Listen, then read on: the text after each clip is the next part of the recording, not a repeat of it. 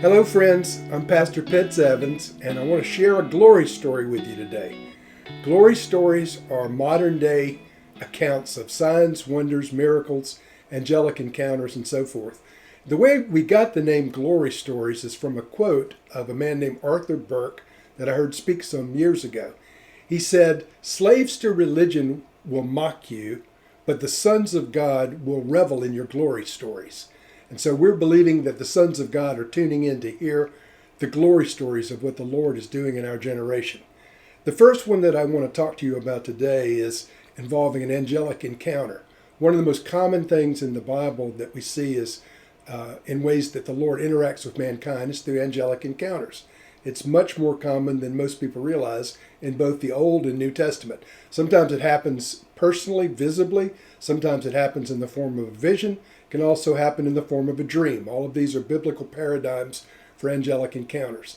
I personally have experienced over 20 angelic encounters, although I'm sad to say I haven't seen an angel in about 9 years with my eyes, naked eyes. I have had a dream this last year involving an angelic encounter, which can also be a valid encounter. But the one I want to tell you about occurred on December of 2002. I was planning a mission trip to a country called Sierra Leone, and this whole month I'm going to be telling stories from Sierra Leone.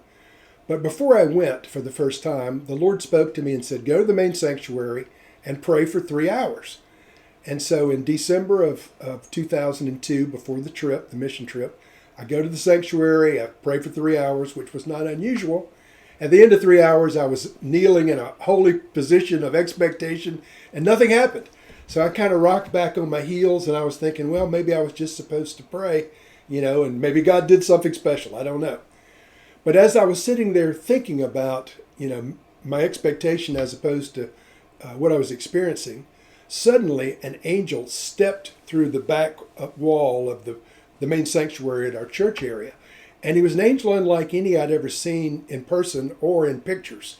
He was huge. He was probably about 20 feet tall, massive chest, massive head, massive arms, huge muscular looking guy. And I've told people if he had been 5 feet tall, he probably would have weighed 500 pounds. That'll give you the idea of the thickness of the angel. He wasn't looking at me. He didn't speak to me. He looked past me. I got real small on the floor because he was a very fearsome looking being. And I said, "Lord, what am I looking at?" And the Lord spoke to me and he said, "I've sent my angel to go before you to Sierra Leone."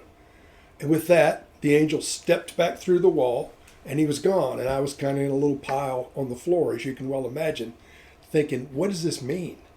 And so it was a legitimate angelic encounter. The word the Lord used was, "I have sent my angel to go before you to Sierra Leone." Now, is that a biblical thing? I want to read you just a quick scripture from Exodus chapter 32, verse 34. The Lord said to Moses, "Now go, lead the people to the place I told you about. See, my angel will go before you. But on the day I settle accounts, I will hold them accountable for their sin."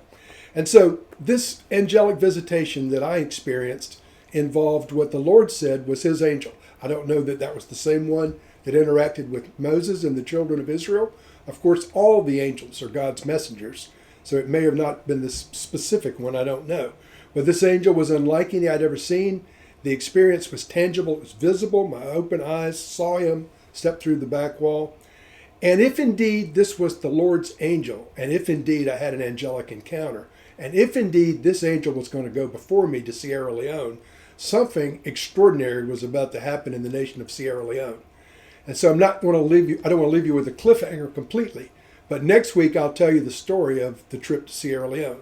Because when I went, the glory of God came down in such a way that the manifestation continues even to this day, 18 years later. So our first glory story is the encounter with the angel of the Lord. But the word of the Lord was, he's going before me to Sierra Leone.